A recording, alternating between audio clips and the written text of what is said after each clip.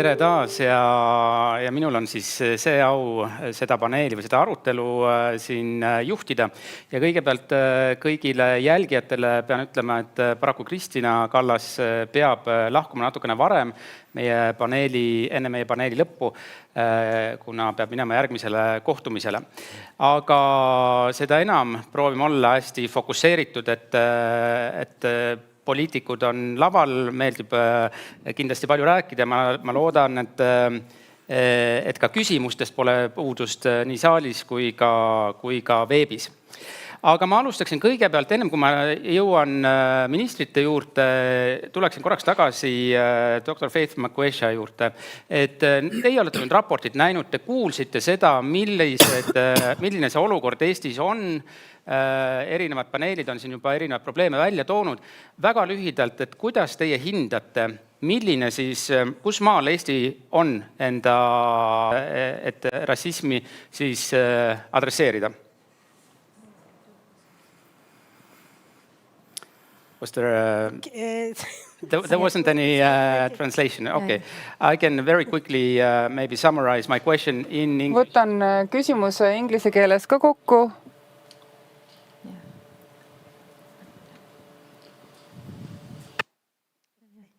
Should I repeat in English? Yes.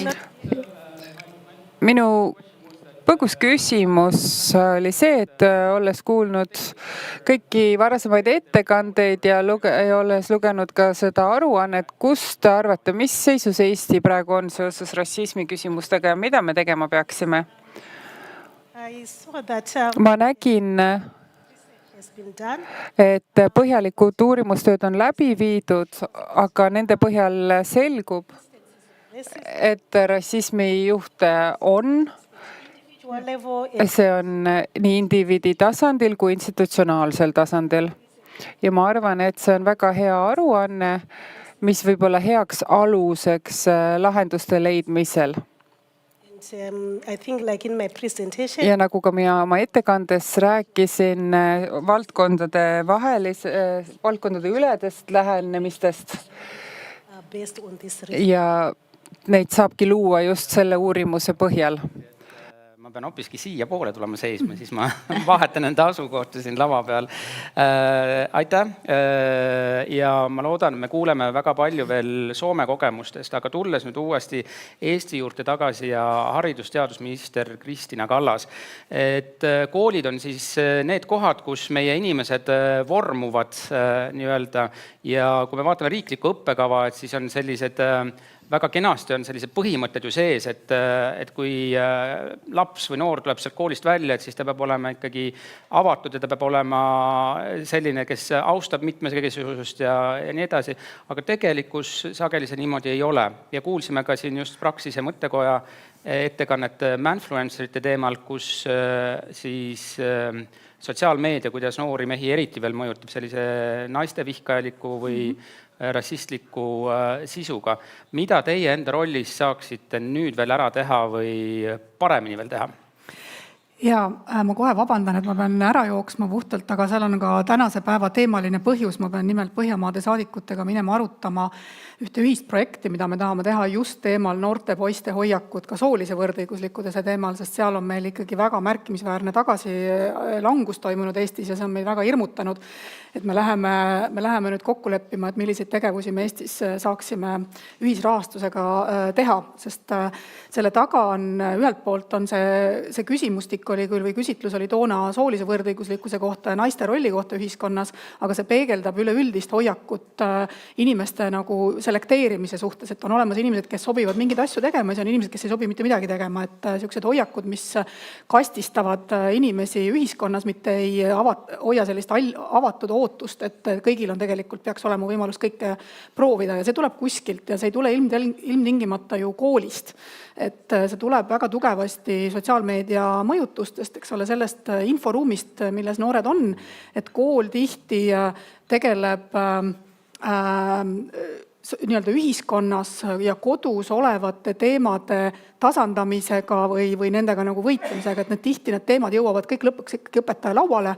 Et õpetaja isegi, kes on justkui matemaatikaõpetaja, peab samal ajal, eks ole, tegelema sotsiaalsete probleemidega, hoiakutega, väärtushinnangutega ja loomulikult õpetajad tajuvad, et neil see roll on. Nad tajuvad seda vastutust, aga õpetajate poolt on tihti ka olnud see vastulause, et kõike võib ju õppekavasse sisse kirjutada, aga koolil tulevad mingil hetkel ka piirid ette, et kõike ei saa ka kooli peale lootma panna, et kool teeb tast korralikult käituva inimese, eks ole, noekahvliga oskab süüa, teab, mis kell hommikul kooli peab ilmuma, et see on kõik justkui nagu kooli ülesanne. Aga meil on muidugi õpetajad on täpselt samamoodi läbilõige ühiskonnast, et meil on kindlasti olukordi, juhtumeid, kus õpetajad tegelikult on võtnud hoiakuid ja väärtusi, mis ei ole ei õppekavas ette nähtud või nii-öelda läbi kirjutatud väärtuste põhised kui ka ühiskonnas nii-öelda kehtestatud normide mõttes aktsepteeritavad. Et neid juhtumeid on, me oleme pidanud ka haridusministeeriumis nende juhtumitega päris palju tegelema, aga ma arvan, et on ka väga palju juhtumeid, mis meeni jõuagi. Kus nii-öelda me siin neid lugusid kuulsime, eks ole, kus neelatakse see alla lihtsalt ja ollakse vait ja tegelikult alles 18 aastat hiljem hakatakse sellega, siis inimene hakkab ise sellega tegelema, võtab kogu oma jõu kokku ja püüab ennast nii-öelda taastada sellest olukorrast. Õpetajate koolituses ülikoolis on täna kultuurilise mitmekesisuse asjad sees. Ei saa öelda, et meil õpetaja koolitus seda ei adresseeri. Et ta adresseerib, aga meil on muidugi koolides ka väga palju õpetajaid, kes on hariduse saanud sel hetkel, kui neid asju me ei adresseerinud. Et eks on vaja kindlasti ka täiendkoolitustes sellele tähelepanu pöörata, kui ma tean, et poliitikud armastavad palju rääkida. Viimane lause. Et meil on see eestikeelsele õppele ülemineku kontekstis kultuurilise mitmekesisuse ja sallivuse teema uuesti laual. Ehk siis, et kas vene lapsel on õigus koolis vahetunnis oma emakeelt rääkida. Ja see teema tegelikult asetub sellesse suuremasse platsi nii-öelda olla mina ise. Kas mul on õigus olla mina ise seal kooliruumis, eks ole, või ma pean koolis olema mingitele normide järgi käituv ja nüüd ülikoolidega oleme kokku leppinud, et seal koolitustel, mida siis õpetajatele tehakse, ikkagi see mina olemise õigus on asi, mida õpetajate koolitustesse tuleb sisse pikkida kõikidesse koolitustesse, mida õpetajatele täna tehakse. Suur tänu selle eest ja sa mainisid soolise võrdõiguslikkusega seotud juba küsimusi ka, et kõigile teistele ka, et siin ennem, kui te lava peale tulite, siis tegite sellise väikese nalja, et lava on täis ainult naisministreid, see tõepoolest ju nii on, et paraku on ka enda töös taban seda üha rohkem või kogen seda üha rohkem, et meesministrid ongi raskem kätte saada nende teemadega. Aga liigume edasi ja ma tuleksin Liisa-Ly Pakosta, justiits- ja digiminister ja endine võrdsusvolinika. Erinevad rahvusvahelised organisatsioonid on siis Eesti kohta välja toonud, et vaenukõnega seonduv on ikkagi suureks probleemiks ja praegune selline õigusraamistik ei ole piisav. Siis kuidas teie hinnangul, kus maal me oleme, miks asjad ei liigu edasi, miks me ikkagi veel nii palju aastaid räägime sellest, et vaenukõnega seonduv on probleemiks, aga justkui lahendusi veel ei ole? Siin küsimuses oli nüüd väga palju asju ja tegelikult vaenukõne on üks neid teemasid, kus ükski riik ei ole rahul. Et me kuidagi ei ole leidnud häid sõnastusi sellele, et kuidas väljaütlemisi ühiskonnas reguleerida. Eriti olukorras, kus me sellist sõnavabadust teiselt poolt peame ka väga oluliseks väärtuseks. Ja Eestis on hetkel siis kuum teema Euroopa Liidu raamotsuse ülevõtmine, mis meil on üle võtmata ja ma selgitan natukene, milles see arutelu tuum seal tegelikult on. Kui me vaatame laiemalt õigusruumile otsa, siis on ettevõtjate, aga mitte ainult, hästi suur mure olnud selles, et Eesti-sugune väike riik on Euroopa Liidu õigust üle võtnud ülekuldavalt. Ehk et kui Euroopa Liit teeb mingisuguse regulatsiooni, siis kõik liikmesriigid peavad seda täitma ja väikesed ja suured, ja kui me omalt poolt sinna regulatsioonile paneme veel asju juurde, siis see tähendab seda, et Eesti inimesed peavad täitma rohkem regulatsioone, kui Euroopa Liidus see keskmiselt on. Ja see koormus läheb hästi suureks, sest Eestis peamiselt ju ainult väikesed ettevõtjad ongi. Ja siis ettevõtjad ütlevad, et neil ei jää aega selleks, et põhitegevusega raha teenida, inimestele rohkem palka maksta. Ja see päriselt on ka tõesti suur probleem, et kui me vaatame väga mitmes osas ringi, et meil on olnud selline traditsioon, et kui me võtame Euroopa Liidu õigust üles, me paneme sinna ka muid parasjagu sahtlis olevaid asju juurde, et tuleks selline üks tore ja hea seadus, mis vastab hästi paljudele soovidele. Aga sellega on üks suur aga. Ja see suur aga on selles, et meil on üldiselt ühiskonnas kokku lepitud, et kui me mingit uut seadusnormi teeme, siis me alustame sellest, et me kirjeldame probleemi või selle mure hästi täpselt ära. Ehk et me ütleme, et mis on täpselt see murekoht, kellel see mure on, kuidas see täpselt väljendub. Näiteks, et mis on täpselt need probleemid, mis meil vaenukõnega on. Et mitte see ei ole see üldine lause, et meil on vaenukõnega probleem, vaid mis need täpselt need probleemid on, kellel need on, kus kohas need on, et mis on see detailne murekirjeldus. Ja siis sellele murele vaadatakse otsa ja pakutakse erinevaid lahendusi. Ja siis ühiskond valib selle väljatöötamiskavatsuse protsessi käigus kõige paremad ja kõige tõhusamad lahendused välja just nimelt sellele probleemile. Seda väljatöötamiskavatsuse protsessi nüüd tegelikult ei ole juures sellisel juhul, kui me seda Euroopa Liidu õigust üle võtame. Ehk et Euroopa Liidu õigust üle võttes on justkui tundub nagu hästi lihtne panna sinna asju juurde, aga sellisel juhul ei ole see mure tegelikult ära kirjeldatud ja ei ole kaalutud erinevate lahenduste vahel. Ja nüüd see praegune lahenduse pakkumine vaenukõnele ongi siis selles, et teeks ikka nii, nagu meil praegu hea õigusloome ette näeb, hea õigusloome tava ette näeb, et selle Euroopa Liidu osa me võtame kitsalt üle. Meil on siis probleem selles, et meil on praegu väärteokaristus ehk rahaline karistus vaenukõne eest ja ei ole vangi panekut. Ja siis Euroopa Liit näeb ette, et tuleb ikkagi vangi panemine ka ette näha ja seda me kõik arvame, et see tõesti niimoodi tuleb teha. Aga nüüd sinna mingeid muid asju toredaid ja vajalikke juurde panna, et siis tuleks seda probleemi täpsemalt kirjeldada. Et olin ka ise Riigikogu õiguskomisjoni koosolekul, kus olid huvigrupid kohal ja tegelikult tuli välja järjest ja järjest, et igale sellele välja toodud murel on tegelikult seaduses see lahendus juba olemas.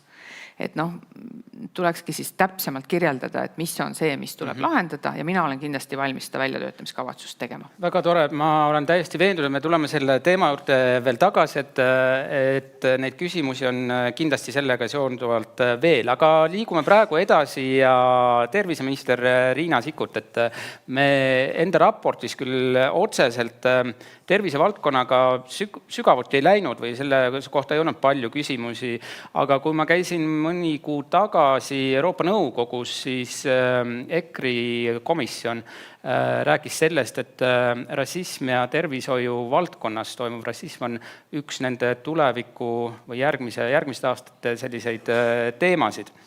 Et kui te mõtlete nüüd Eesti peale ja tervisevaldkonna peale laiemalt, et kuidas seal võiksid asjad olla või mis seal saaks juba ennem ära teha, et kui tuleb kätte aeg, et me peame hakkama EKRile aru andma sellest, et kuidas Eestis tervisevaldkonnas rassismiga tegutsetakse, et meil oleks siis midagi öelda? No see on tõesti suur vedamine, et raport ei keskendunud tervisevaldkonnale, sest me ei ole isegi rassismi teemat tervishoius nagu mõtestama hakanud. Et ka mina mõeldes siis tänase paneeli peale, et seal võivad olla täiesti nagu kliinilises mõttes tagajärjed, et kas Eestis Tartus koolitatud, ma ei tea, tervishoiutöötaja tunneb ära löövet, oskab, ma ei tea, sobivat vereülekannet teha, aga seal on ka patsiendi, ma ei tea, tagasiside küsimise teemad, kultuuril, kuidagi kontakti saamise teemad, et väga palju sellest, mis on seotud teenuse osutamisega. Ja tõepoolest, kuna probleem ei ole niimoodi teravalt tõstatanud, siis ma tõesti ei tea, et me oleks sisulisi samme astunud või analüüsinud, näiteks ka hoiakuid tervishoiutöötajate seas, et kas eelmisel aastal aastal vist Praxisel sai LGBT inimeste suhtes tervishoius, ma ei tea, siis levinud hoiakute teemal selline esimene analüüs valmis, no mis tegelikult näitas, et kus see mure on, millega tegeleda tuleks. Et noh, võib-olla see oleks esimene samm. Samas nüüd, kuna me oleme siin ka ministrid, siis selle esimese kogemusloo puhul, mis ta on isiklik, ta on puudutav ja minul tegelikult tekib küsimus sellest nagu institutsioonide vastutusest, sest minu jaoks ei ole rassilise diskrimineerimise lugu. Seda, et meil on riskiriikide nimekiri, see ei muutu. Need riskid on seotud riigi ja kodakondsusega, sellega, kuidas nemad teevad Eesti, ma ei tea, siis sisejulgeoleku või õiguskaitseorganitega koostööd, jagavad andmeid või mitte. Et näiteks on täiesti ükskõik, millise nahavärviga või etnilise päritoluga on Vene kodanik. Euroopas seda turistiviisat ei saa. See ei ole rassiline diskrimineerimine, see on riik on teatud riskidega seotud, kodanikud seal mõned sanktsiooni all, riigijuhtkond. Et me teeme terve rea selliseid otsuseid, mida kui ei selgitata, siis inimene võtab isiklikult. Ja samamoodi tervishoius, et ei tekiks juhust, kus inimene arvab, et oi, ta peab järjekorras ootama sellepärast, et ta ei ole eestlane. Või ta ei ole Eesti kodakondsusega. Või et ta on Iraani päritolu või mustanahaline. Aga et järjekord on kõigi jaoks, et need printsiibid, aga et seda tuleb siis ka selgitada täpselt samamoodi, et tuleks nii siis ülikoolil, kui tema jaoks on oluline, et kõik cum laude lõpetajad saavad vastuvõtule, siis nemad peavad proaktiivselt selle sammu ära tegema, sest nad ju teavad, et meil on riskiriikide nimekiri. Ka oma sisseastumisel nad peavad seda arvesse võtma. Seda, kes saavad õppima asuda, kes mitte, et seal on mingi taustakontrolli element. Et ühelt poolt on ülikooli vastutus, teisalt on võib-olla siis mingi julgestusmeeskonna vastutus, et aru saada sellest, et mis see probleem ja sisu on ja vastavalt reageerida ja vajadusel neid otsuseid kommunikeerida. Ja tervishoius ma näen, et samalaadseid asju ilmselt hakkab toimuma. Et kui me ei ole läbi mõtestanud ja läbi mõelnud, kuidas selgitada erinevaid otsuseid ja ka erineva kultuuritaustaga inimestele, et siis see on see samm, mida peaks kõigepealt tegema. Väga hea ja enne kui jõuame Signe Riisala juurde, et ma juba 2 korda olen praegu siin kuulnud, et me peame lahti mõtestama ja tuleks selgemini piiritleda probleeme ja nii edasi. Mõlemale Riina Sikkut, Liisa-Ly Pakosta, et kes seda teeb? Ja sellepärast ma tõin näite, et see viimane samm, mis tõepoolest uuris hoiakuid, mida me seni uurinud ei olnud, oli siis Sotsiaalministeeriumi tellitud analüüs mõttekojalt, aga ma peast mõelda, aga ma arvan, et see oli, ei olnud, see oli Euroopa rahaga. Tegelikult see tõuge tuli mujalt. See oli Praxisse saadud Euroopa raha ja Sotsmin oli partner ja see täitis lünga, andis meile teadmise, mida meil seni ei olnud. Nii et kui küsimus on, et kus see minevikus on tulnud, tihti peale see on olnud rahastaja poolne. Nüüd küsimus on, kas me saame seda kuidagi trendi muuta, et see tõuge tuleks siis ministeeriumilt või mõnelt teiselt osapoolelt, kes siis näeb oma institutsionaalset vastutust selle teemaga tegelemiseks või mingi mure lahendamiseks. Täpsed murekirjeldused tulevad tavaliselt mitme koha pealt. Kas on siis huvikaitseorganisatsioon kirjeldab seda või siis vastav riiklik ametnikkond ja kui me räägime spetsiifiliselt vaenukõnest, siis on ka üks võimalik kahtlusalune, kes peaks seda täpsemalt kirjeldama, politseisüsteem.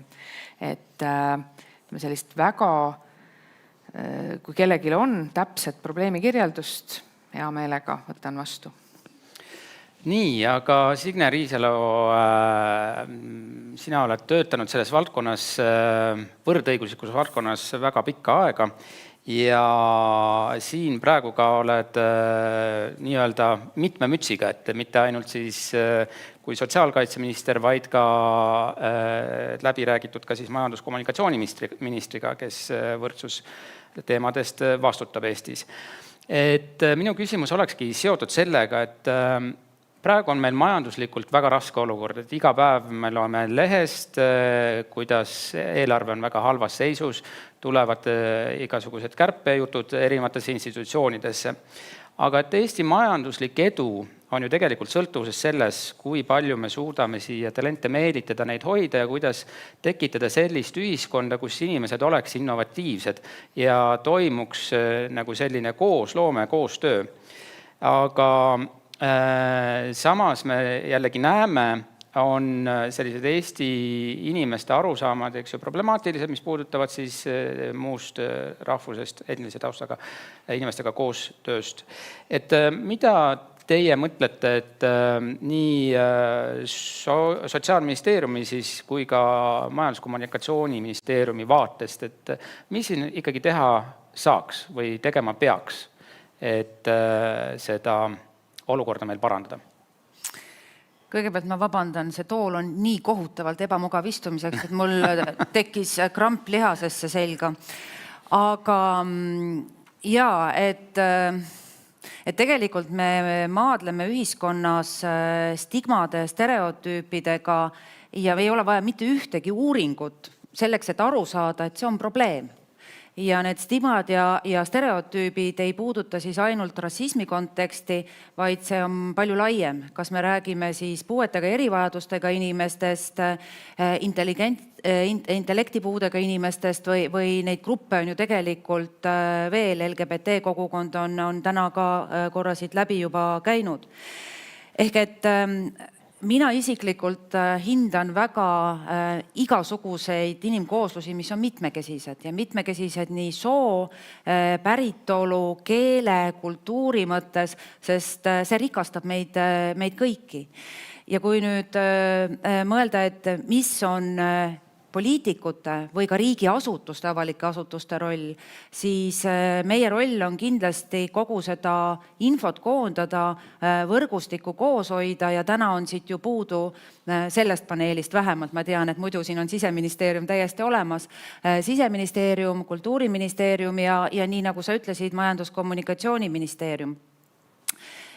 Ja selle nii-öelda ministeeriumide ülese tegevuste koordineerimine, et me ei teeks samu asju, et me vaataksime, et keegi, ükski sihtgrupp ei kukuks kuskile vahele või läbi võrgu, et see on koordineeriv ülesanne, mis on antud täna Majandus- ja Kommunikatsiooniministeeriumile. Nüüd selleks, et seda paremini teha, on ju mitmed tegevused ka olemas. Et kui meil on Euroopa Liidu rassismi tegevuskava, siis Eesti siseriiklikus kontekstis väike riik, nagu me oleme, me püüame olla võimalikult bürokraatiavabad ja me oleme koondanud oma tegevused ühe suure katuse alla, mis on siis arengukava Eesti 2035 ja seal on siis need sisulisemad arengukavad, heaolu arengukava minu portfellis, kuhu siis kuuluvad tegelikult ka need samad võrdse kohtlemise küsimused laiemalt, rassismi teemad kindlasti ka.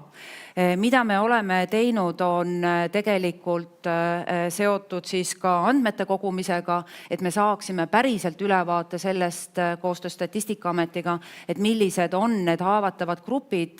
See on teadmise küsimus, et me võime ainult arvata ja oletada, aga see teadmine sinna kõrvale on ka oluline, samamoodi viidatud Praxise uuring varasemast, aga siis ka otsustusprotsessid, et nendes oleks see tasakaalustatud olemas.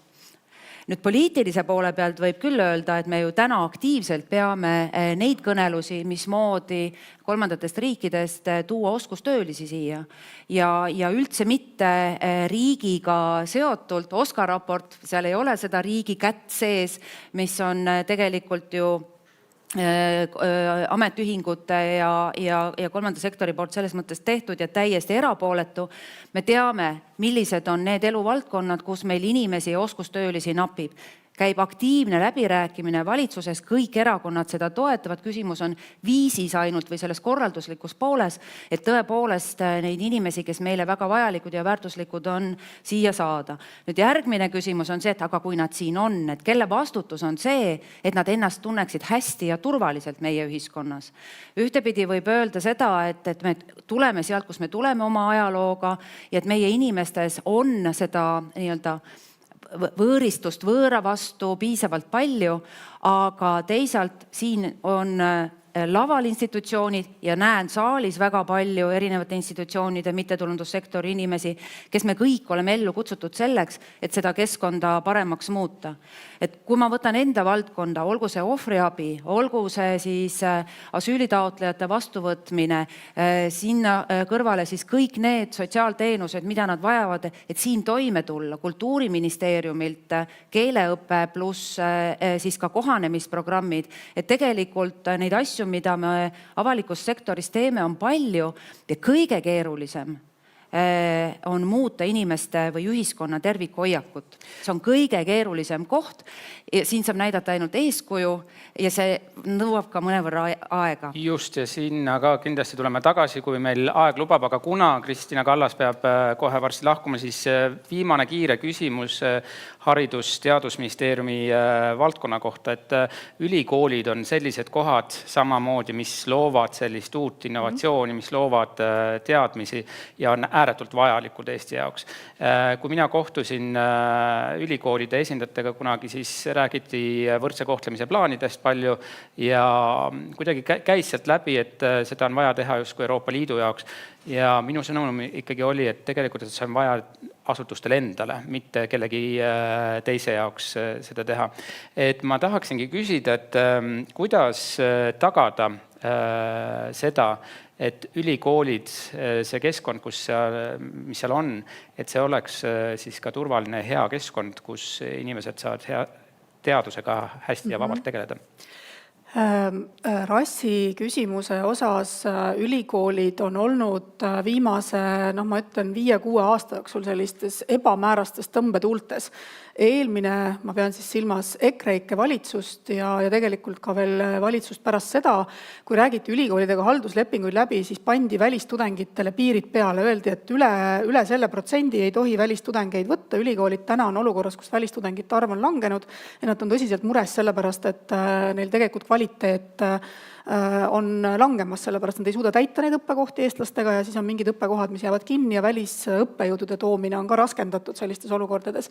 Ehk siis, et ülikoolid on pigem andnud vähemalt minuga vesteldes selle sõnumi, et nemad hea meelega tegelikult tegeleksid talendipoliitikaga, kui neil lubataks seda teha.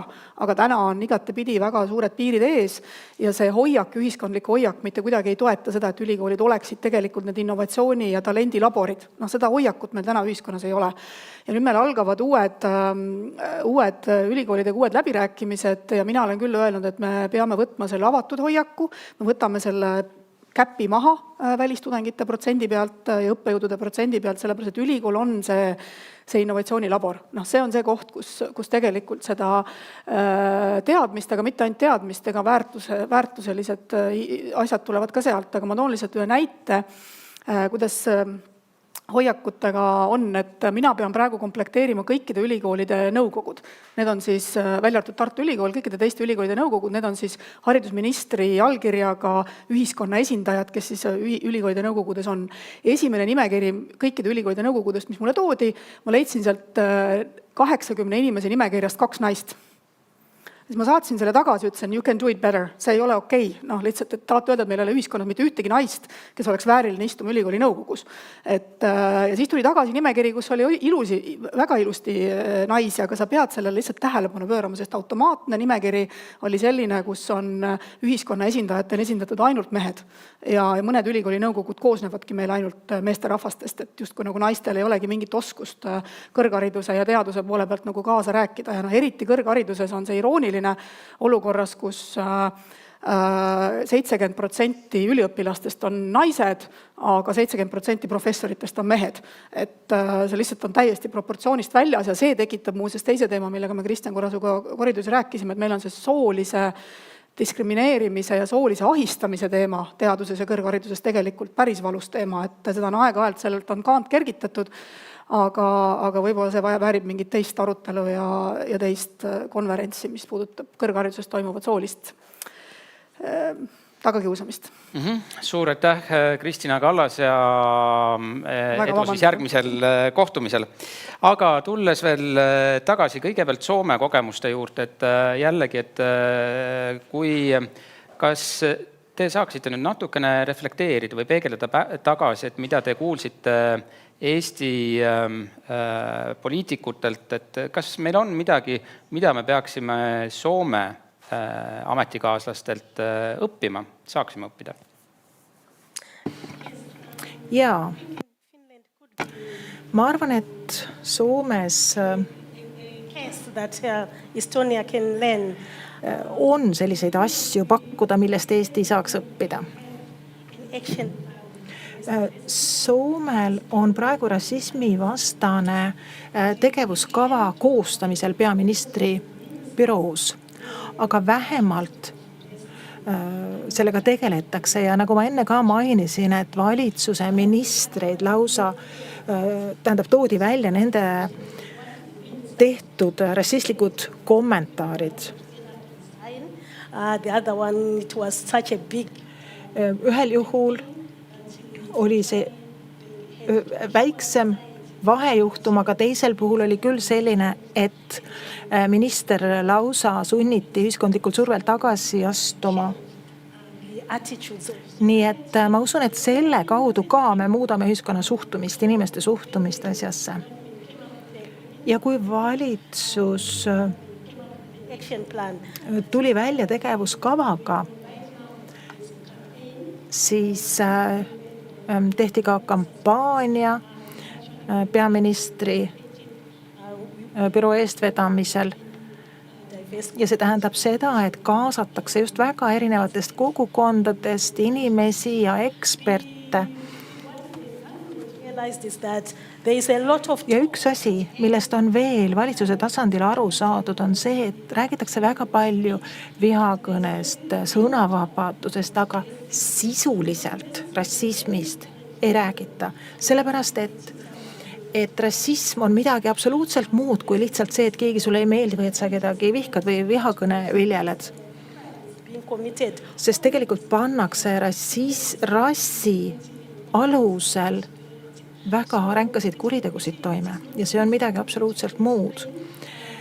Seda ei saa selgitada ainult vihkamisega kui sellega. Sellepärast, et on olemas ka institutsionaalne rassism ja neid institutsioone tuleb reformida. Sellepärast, et vastasel juhul nad ei takista kuidagi rassismi.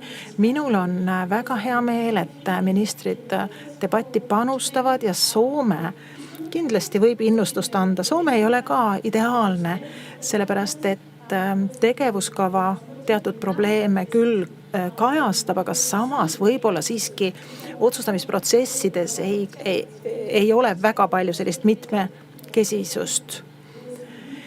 Ja paiguti on see isegi piinlik, sellepärast et ka tegevuskava üle otsustasid põhimõtteliselt ainult valged inimesed. Nii et minul on väga hea meel näha siin ministreid paneelis, samuti eriraportit lugeda, sest me näeme, et see on proaktiivne, mitte me ei hakka tagantjärele vabandama ja mingit tasakaalu otsida, vaid me ennetavalt juba tegutseme. Ja fakt on see, et Eestis rassism on, aga sellest tuleb rääkida ja tuleb sellest rääkida just nii, et me kasutame seda sõna rassism. Sellepärast, et see viib vägivallani, genotsiidini. See viis isegi orjapidamiseni. Nii et me ei saa seda nagu kuuma kartulit käes veeretada, et oi, et ma ei tea, kuidas sellest rääkida, mida rääkida. Ei, see on üks juurdunud nähtus. Me peame nimetama asju õigete nimedega ja ühiskonnas seda debatti käivitama ja hoidma. Näiteks Rootsi võime tuua näiteks. Rootsis sisserändajaid ei lõimitud piisavalt. Ja nii tekkisid kogukonnad, terved linnaosad, mis olid ainult sisserändajatele ja nüüd on nad jõudnud olukorda, kus isegi politsei ei julge sellesse rajooni minna. Näiteks, nüüd nad loomulikult tegutsevad ja Eesti kohta ma ütleksin nii, et Eesti võib-olla on heas kohas praegu oma asjadega, nad võite võtta ette eriraporti ja tegutseda, teha ära selle, mis vaja. See ajaline limiit on siin väga väga kitsas, et see vist ei näita päris õiget aega, eks ju, et meil on kuni pooleni oli, kui ma õigesti tean, kui kolleegid saavad mulle öelda, et kas pidime poolest lõpetama või on see kellaaeg siin õige 16 minutit veel. Igal juhul ma pooleni. Ütle valju häälega, ma ei kuule. 3 minutit veel. Et seega väga kiire küsimus siia saali, et me jõuame hästi kiirelt võtta 2 küsimust, ma loodan siit ära. Mul on endal veel terve rida küsimusi, aga need ma küsin pärast eraldi. Nii, palun. Jah. It's a shame that Christina had to leave before the police gentleman had to leave, but I think the question is still valid. It's great seeing a panelist full of women. What are people's thoughts on the idea of getting ahead? What are people's thoughts on getting ahead? Mida arvavad inimesed siis sellest, et kasutatakse niisugust narratiivi, nagu näiteks Kristina Kallas tõi näite, et kui sulle tuuakse nimekiri kandidaatidest ja sa annad selle lihtsalt tagasi, ütled, et tehke paremini oma tööd, et milline see vastunarratiiv siis võiks olla. Ehk et tähendab, võib-olla siis tullakse välja selle argumendiga, et et nüüd siin uues nimekirjas ei ole naised mitte sellepärast, et nad on selle välja teeninud, vaid sellepärast, et nii-öelda sunniti ka naisi lisama. Et lihtsalt mitmekesisuse tõttu. Soovib selle peale kohe reageerida Liisa-Liis Pakosta. Meil on tegelikult õigusruumis olemas ju 2 sätet. Üks ütleb, et kõik haridusasutused ja teine ütleb, et kõik tööandjad peavadki täiesti pingutama selle nimel, et vähemuste osa edendada ja igasugust halvasti ütlemist ennetada. Ja see on mitmes seaduses, aga nendele 2 grupile on pandud siis erikohustus selle peale mõelda ja pildikult öeldes võib ka Kristina Kallas tegi muidu hästi, aga ta tegelikult järgis ka seadust, mis sellise kohustuse nii talle kui tegelikult ka nendele ülikoolidele endile paneb. Ja me jõuame kindlasti võtta veel ühe küsimuse, nii et kui kellelgi on mingi... Seal paistab. Mul on küsimus, tervist. Olen Olga Sitnik, olen ÜRO pagulasametist, aga mitte pagulastest ma tahaks täna küsida, ma olen ka endine riigiametnik, töötasin Kultuuriministeeriumis, Sotsiaalministeeriumis ja minu küsimus on võib-olla kaudselt seotud tänase teemaga, kuna paneelis on diskussioonis on nii palju inimesi, kes on selle teemaga seotud, siis ma siiski kasutan seda võimalust ja küsin soolise võrdsuse ja võrdõiguslikkuse seaduse kohta. Et ma siin kunagi tegelesin sellega, kui töötasin Sotsiaalministeeriumis, ka Kultuuriministeeriumis töötades, käis minu laualt see seadus ja mida me ilusti kooskõlastasime ja nüüd novembris oli uudis, et tellitakse uus seadus. Et nüüd siit ongi minu küsimus justiitsministrile, et miks? Nii, siis... Minu vastus on väga lihtne, et ma sain selle ülesande valitsuselt vaadata, missugused võimalused selle teemaga oleks edasi minna niimoodi, et ta vastaks siis suurepäraselt põhiseadusele ja Euroopa Liidu õigusele, ent ei läheks oluliselt laiemaks kui need 2. Aga ma siia veel lisan kommentaari, et ma olen nõus, et õigusruum tuleb luua selline, et tõesti ta väärtuseliselt on paigas, paneb vastutuse. Küsimus on selle rakendamises. Meil ütleb seadus, et mehele ja naisele tuleb maksta võrdse töö eest võrdset palka. Me tegelikult näeme palgalõhet. Et täpselt, et kuidas me jõuame selle nende põhimõtete rakendamisel, mis meil seaduses on. Ja, suurepärane, et ma arvan, et siin kohal olekski võib-olla sobilik siis öelda, et üks võimalus on, et tagada ka voliniku kantseleile selline suur mandaat ja tugev iseseisvus ja vajalikud vahendid, et kindlasti võrdõigusasutus suudab ka siis võib-olla paremini enda neid kohustusi täita. Aga see vestlus oli minu meelest suurepärane, ma julgustan kõiki kindlasti rääkima veel Liisa-Liis Pakosta, Riina Sikkut, Signe Riisalo ja doktor Faith McQuaid. Suurepärane, aitäh teile kõigile! Aitäh!